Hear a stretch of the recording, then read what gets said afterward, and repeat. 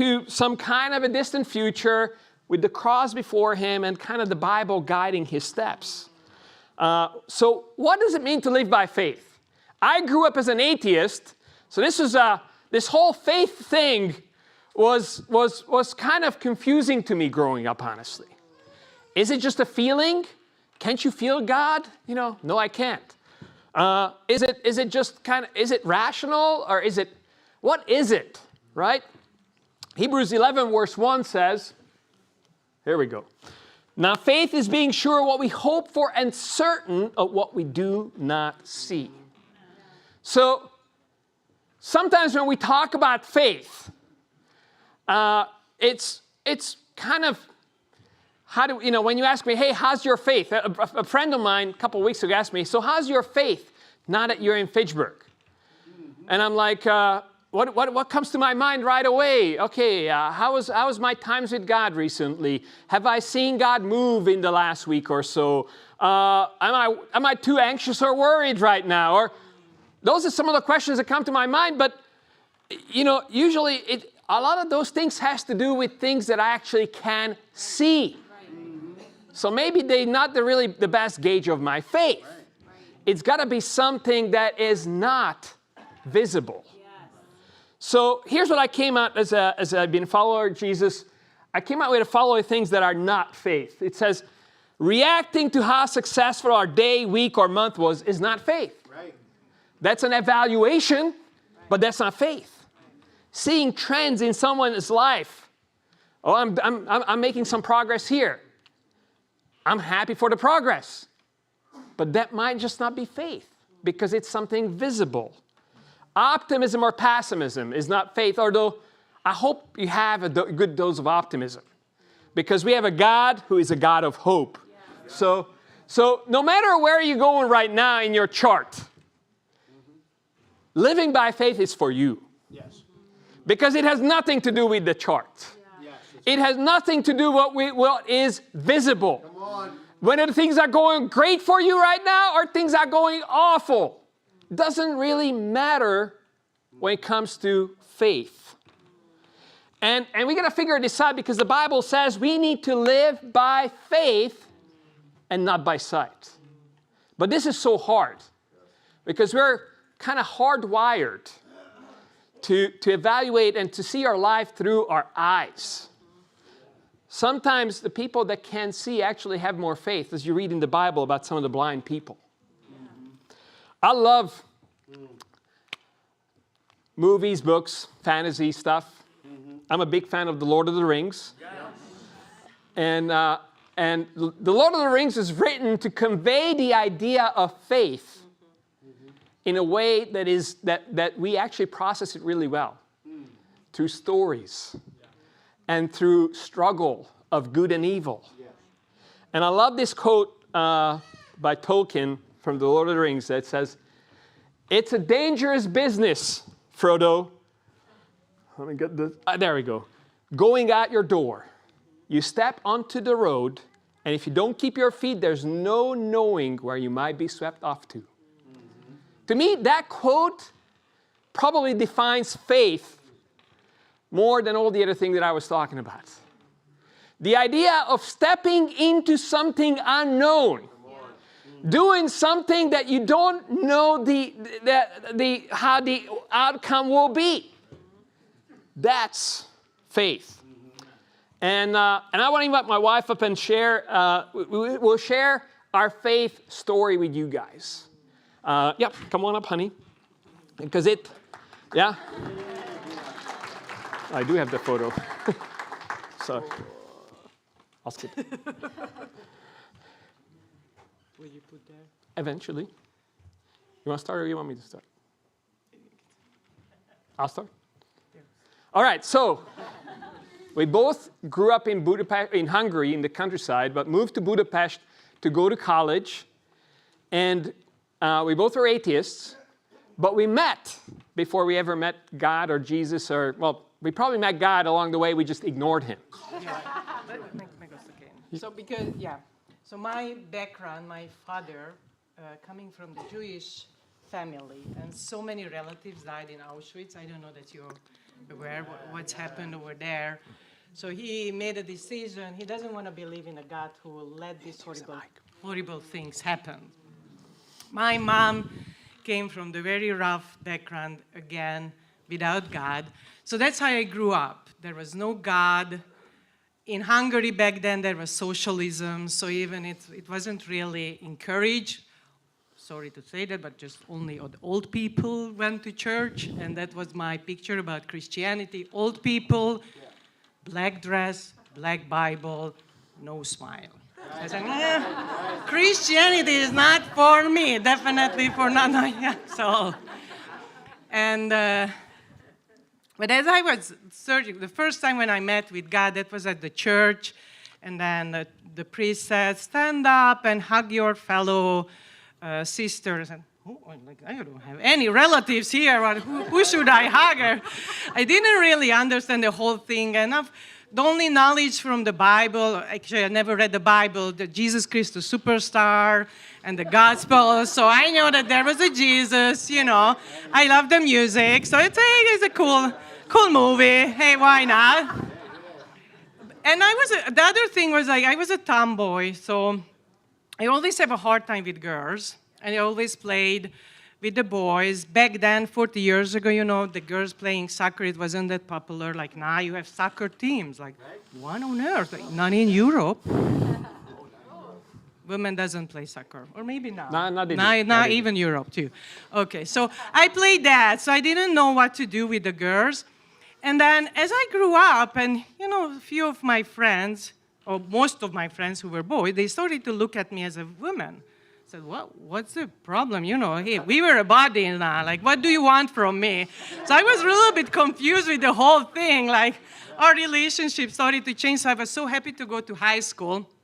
And because I really wanted to have freedom from my parents, I chose the school where I already moved to a dorm.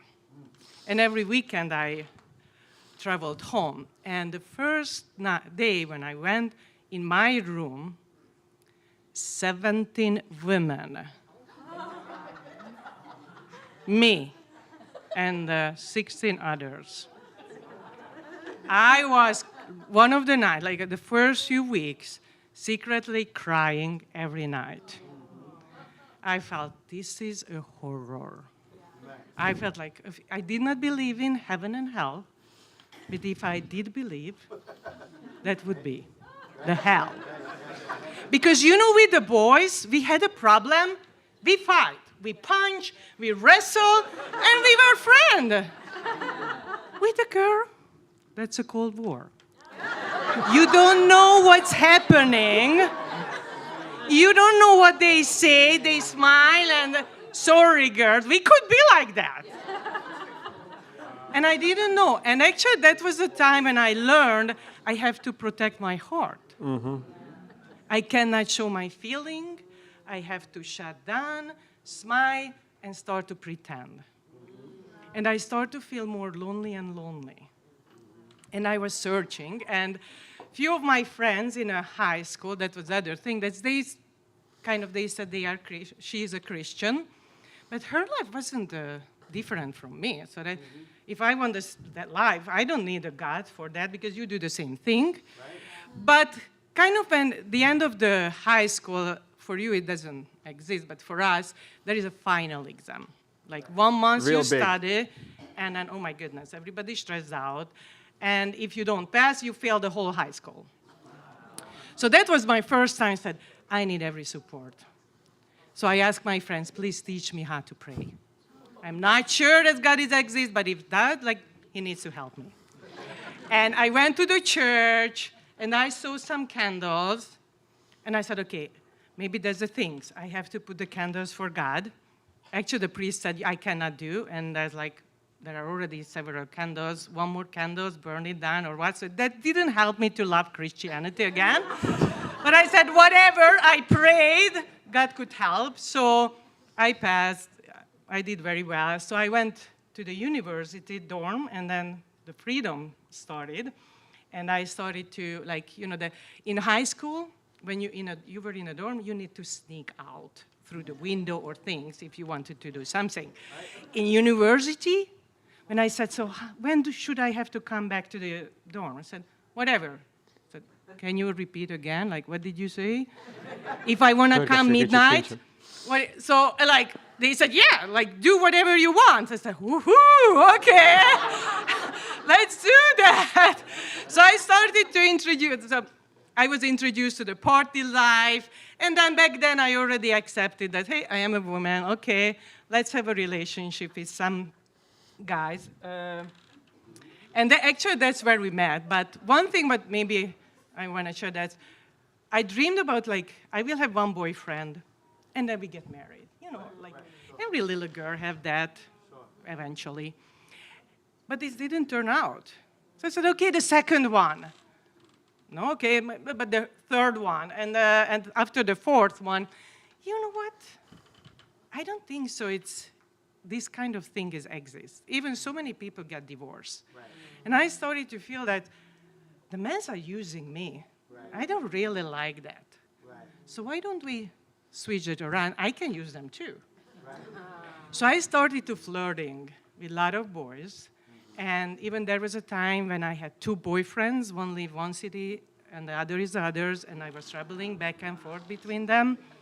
There was one time when with my roommates, we counted, and 10 men were hoping in the university to maybe start a relationship with them. And I said, okay, I will choose the 11th, just because freaking out to everyone. And that was the time when we met. Yeah. So we met on a trip to Istanbul, Turkey from Budapest, Hungary. A friend of mine organized a bus trip to this university sports festival. It wasn't serious competition. It was more for fun and partying under the guise of doing sports and the university paying for it.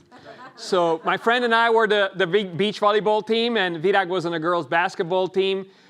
So we met on this bus ride from Budapest to Istanbul, which was 27 hours at the time. No AC. Yeah. So I get on the bus, and we start playing this card game with the guys. That's traditionally a man's card game in Hungary. This, you know, and I know it's probably not politically correct anymore, but there are a lot of traditions like that. Yeah. And it was only 3 of us, and you need 4 people to play a game. And then she volunteered that she'll join the game. Sure, a girl. That was my attitude. But but there was no other guys that would play, so we had the choice of not playing the game, 27 hours bus ride, or including her. So we included her, and we played for like 3 hours, and it was awesome. She not only knew how to play the game, she did not beat me. We were a pair. Like, it's a game when you have to play. You have to pair up with somebody. So we ended up pairing up a lot of times, not always with each other, but we both did really well. But I loved her passion. And I was like, wow, this woman. So when we finished playing the card game, she sat down, and I went there and said, hey, can I sit next to you on the bus? So she answered, oh, I have a boyfriend. Just to keep me. I always said that even if I had a boyfriend or not. But back then I really had.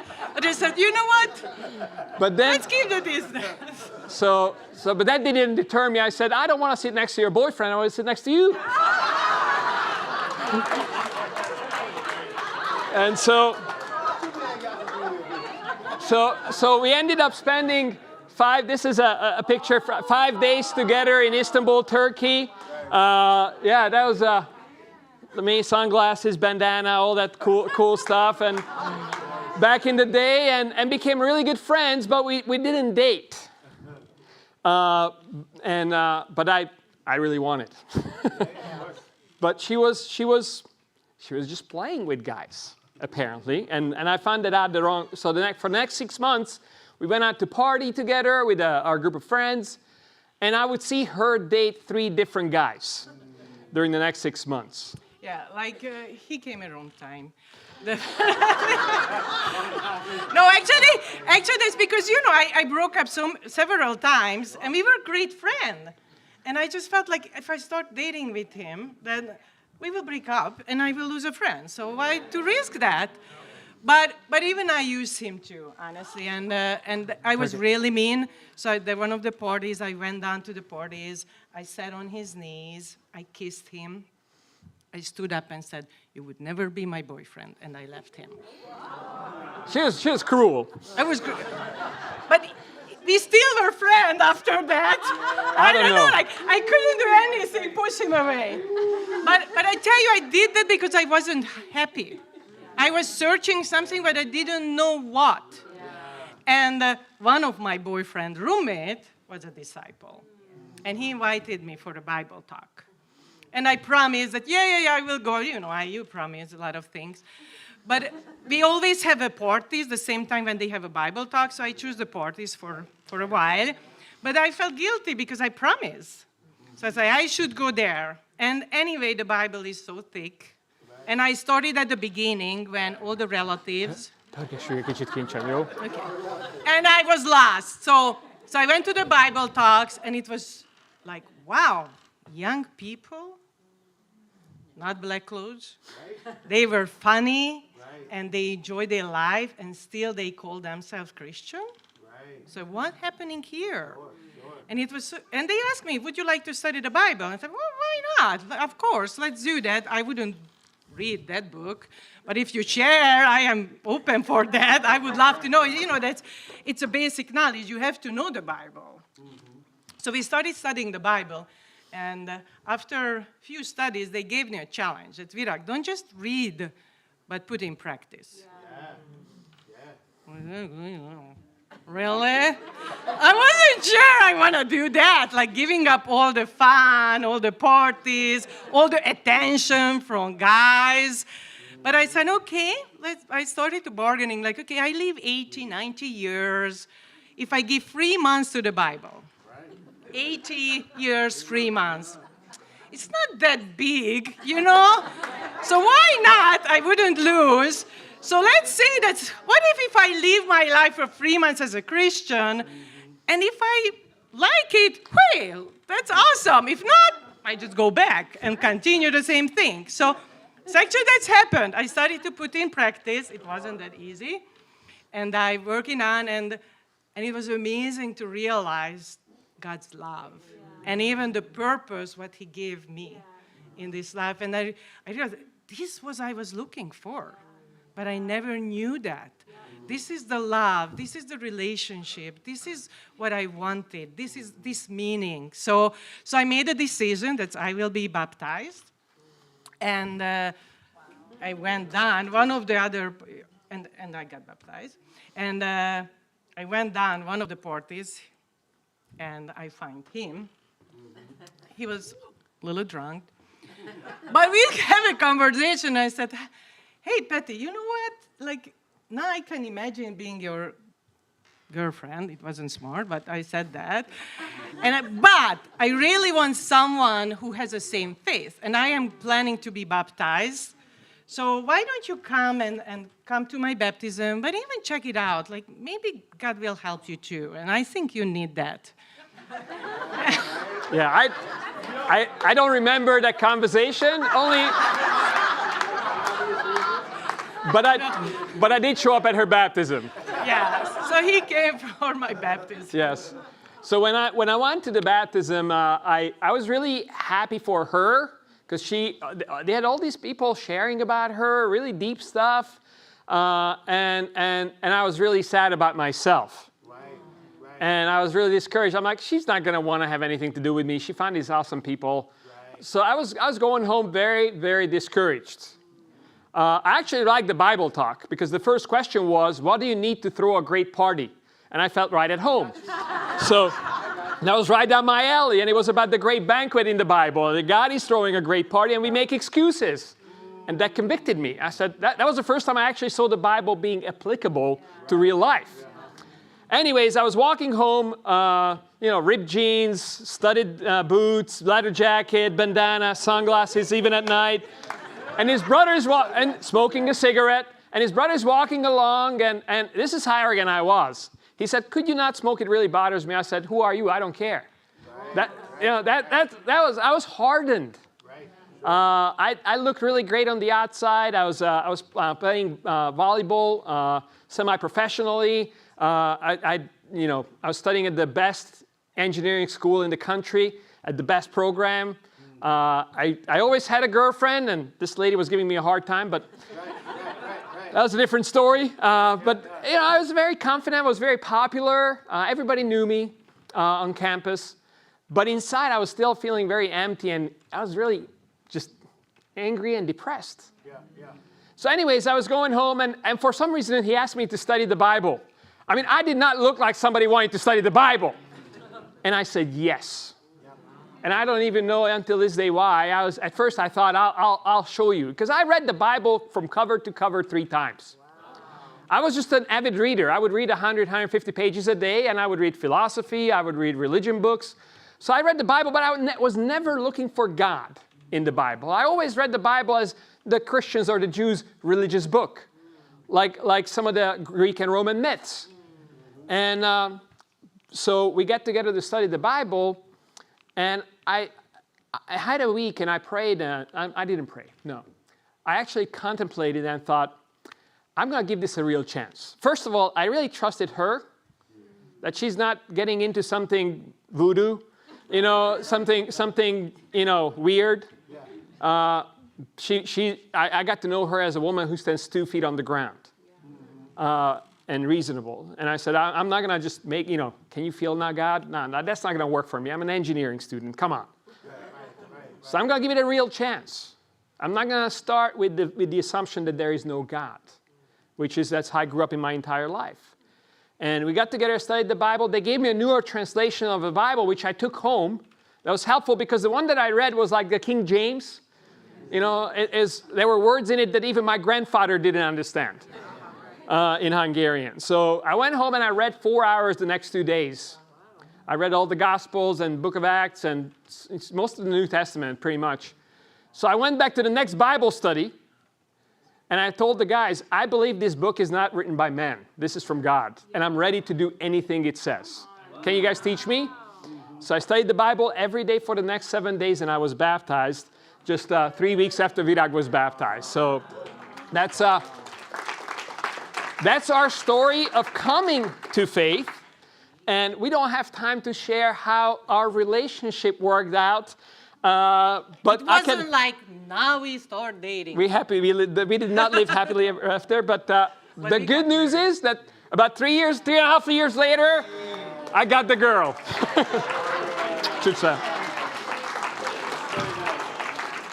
And we need to share at one point. We need to share with you guys the story of how that happened, because that's quite something. That's a story of faith. And now we have a family of 2 kids. My kids actually been to this church. So Robbie and Annie, a while ago. Some of maybe younger people know them. But let's go back to living by faith and not by sight. When we become Christians, and if you have become a Christian, you know this, that is a big step of faith. You entrust your entire life to the Lordship of Jesus, and you say, here I am. And then you feel like, oh, well, now we're going to live happily ever after. No, it doesn't work like that, actually. All right, so we're going to study Hebrews 11 today, but in a little different way. Yeah. So when you read through Hebrews 11, there's something that you notice about Hebrews 11. Every paragraph in the whole chapter starts with the same phrase, by faith. So this is a good preacher. He repeats the same thing again and again for people to get it.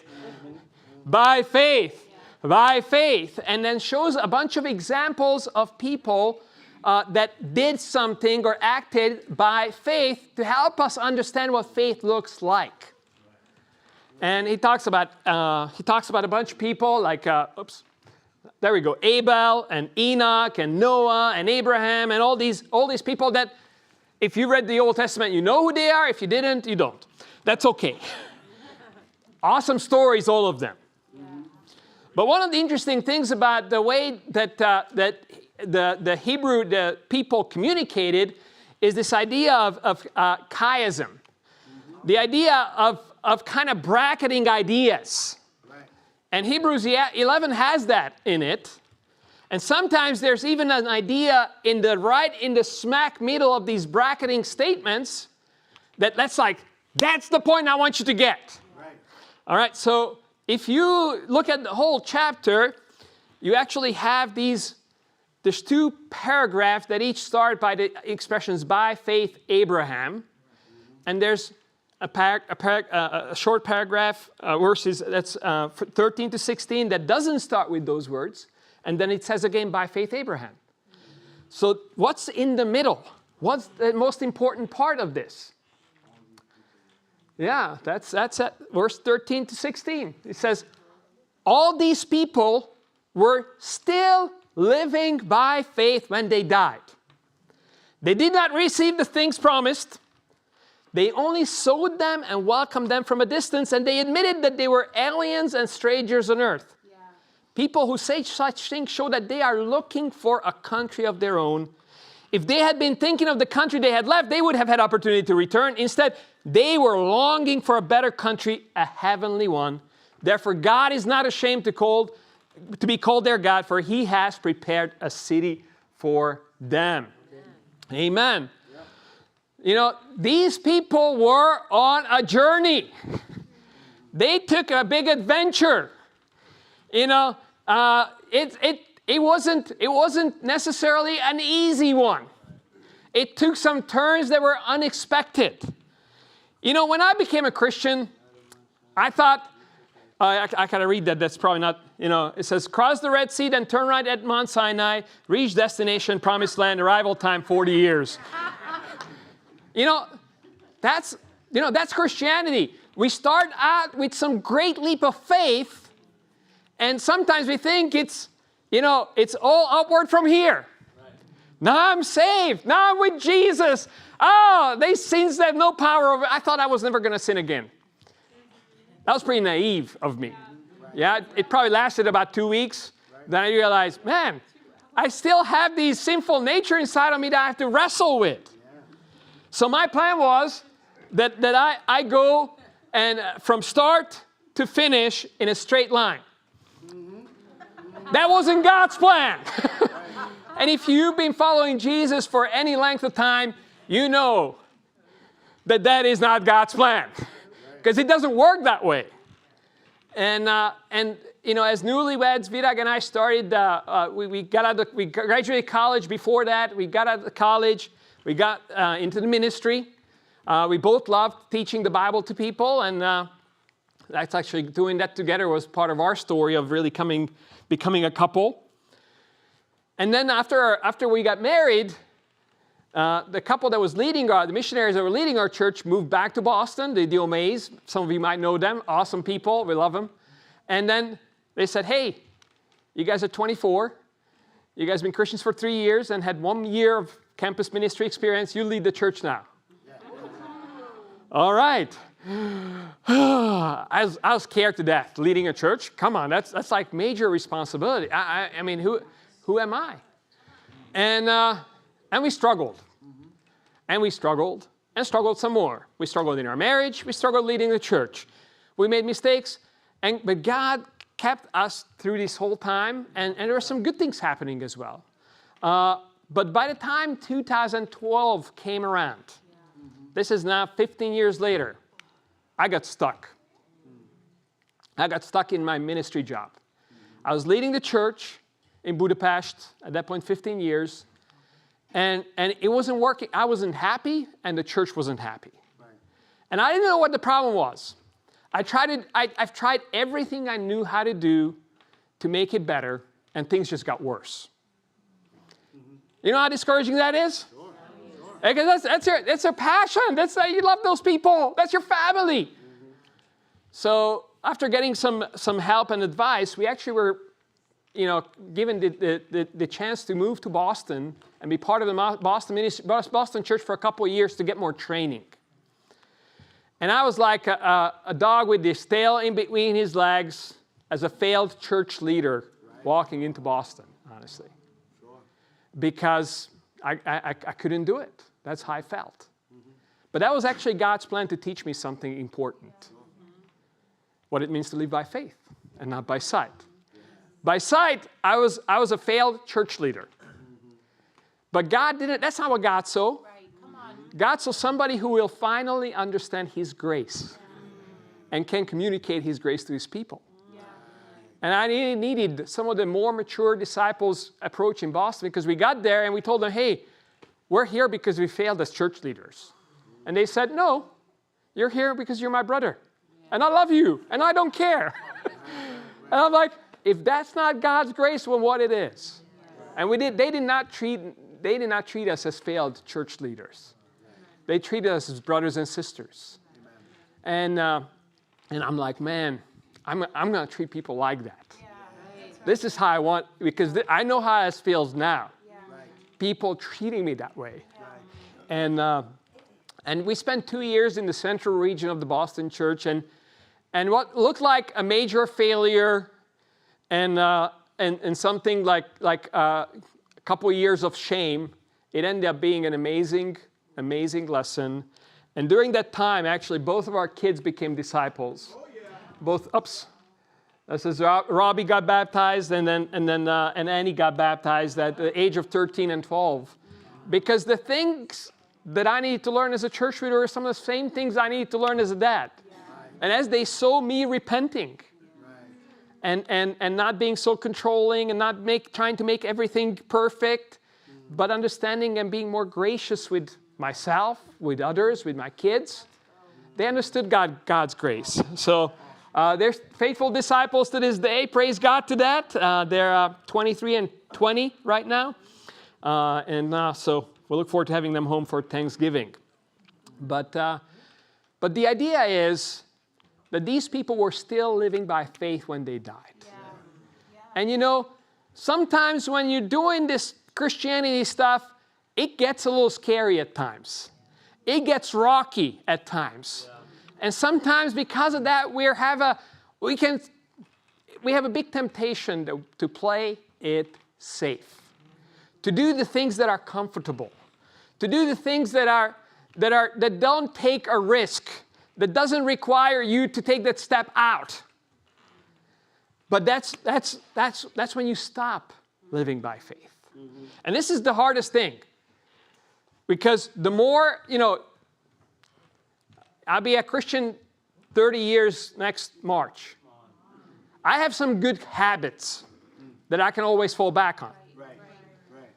But some of those habits might not mean that I'm actually still living by faith. And then when we shrink back, when we play it safe, we stifle our faith. Then we fall short of the life that God desires us to live. So in the whole bracketing, our Bible doesn't always help. The middle part helped. We found that it's like these people were still living by faith. They were still longing for it. They have not arrived. They have not reached their destination. And if you're sitting in this church, you haven't arrived. Although this church has a great reputation of being an awesome family. That's your reputation in New England. And I'm like, I'm going to go check that out. I have not been disappointed. We had a great time with your leaders last night, and just was really loved and welcome.